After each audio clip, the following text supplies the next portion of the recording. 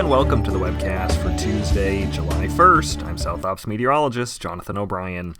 The marine layer has deepened overnight with low clouds pushing further into the valleys but still holding short of the lower coastal slopes, and it will steadily burn back this morning.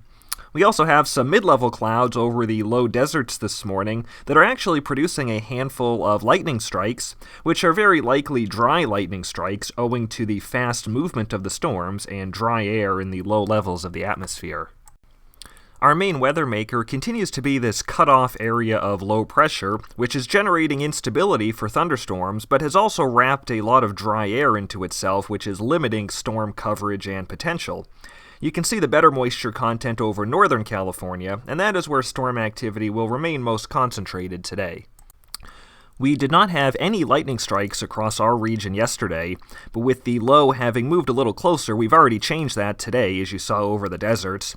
And as we go through the day and heat up this afternoon, additional isolated showers and thunderstorms will be possible over the Sierra, mainly east of the Sierra Crest, as well as over the deserts. But with that dry air in play, it's going to remain very limited coverage on the storms for us today. This particular model doesn't show any storms over us, though I think there'll be a few, but the much better chances will remain over Northern California, the Southwest, and the Great Basin. Otherwise, it is a pretty uneventful weather day today. With that slightly deeper marine layer, temperatures will mostly cool off a couple of degrees, but it will still be seasonably warm, especially across the interior. Minimum humidity will remain in the 12 to 25% range above and inland from the marine influence, with single digits in the deserts. This pattern will likely continue all the way into next week, with a general trend for a deeper marine influence through Thursday, potentially up to 2,500 feet by then a shallower but still present marine layer by the end of this week and the weekend. Our best chance for thunderstorms this week will come tomorrow on Wednesday as the low moves directly overhead and moisture reaches its maximum. Isolated thunderstorms will be likely across the Sierra and the deserts on Wednesday, with generally wetter and slower moving storms across the Sierra and drier, faster moving ones over the deserts. By later this week, a faster-moving Pacific trough will push in and turn our winds aloft out of the west, which this time of year is a dry wind direction. That is going to scour out any remaining moisture, and as a result, any chances for thunderstorms will end by Friday, with a slight chance that one or two may linger on Thursday. The trough will also encourage continued gradual cooling through the rest of this week.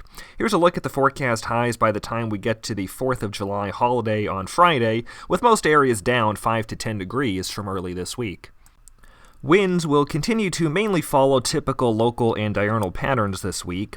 However, southwest to northwest winds of 15 to 25 miles per hour with gusts to 40 miles per hour will be likely in the afternoons and evenings each day across the wind-prone mountain ridges and desert passes. Gusty outflow winds are also possible near any thunderstorms.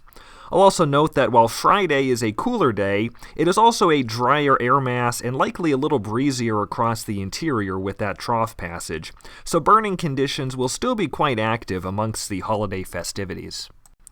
Dry and seasonable weather will continue into early next week, very typical early July California conditions with no major concerns. By mid-next week and beyond, model projections are showing strong high pressure beginning to build in out of the desert southwest. While there is still plenty of uncertainty, if this comes to pass, then there is potential for increasing heat and possibly our first true heat wave of the season, along with some potential for monsoonal moisture as well. So we will be keeping an eye on that heading towards next week. In the meantime, dead fuel moistures will mainly show steady or slight rising trends for the remainder of this week, with the rising trends most likely in the lower elevations and the coastal areas as the marine layer deepens. Still, receptive fine fuels can be expected during the afternoon burn window in most areas. Live fuel moistures continue to steadily drop, and brush species are becoming more and more receptive, especially across Southern California. However, live fuel moisture data over Central California, especially the Sierra, indicates that we still have a ways to go before the mid and high elevations up there start showing more receptivity. So overall, no major fire weather concerns are expected through early next week due to the absence of any significant heat, low humidity, or strong winds. However, a large fire is still possible any day on wind and terrain-aligned starts as seasonably warm and dry conditions continue above and inland from the marine layer. In addition, lightning may cause some new ignitions through Thursday across the Sierra or even areas like Mojave Preserve or Death Valley. High live fuel moistures in the mid and high elevations of the Sierra will limit growth potential there. Storms in the deserts will tend to be drier, and a large desert fire due to lightning is distinctly possible this week if lightning is able to find a more fuel-dense desert area. Increased human starts on Friday for the 4th of July will also likely coincide with a modest decrease in RH and increase in wind across the interior. So given all that, at least moderate initial attack activity and moderate to elevated probabilities for large fire will continue to exist through the forecast period. And then we'll start to watch for potentially greater probabilities next week if the heat wave comes to fruition. That's it for today's webcast. Thanks for joining us. The next one will be on Wednesday, July 2nd.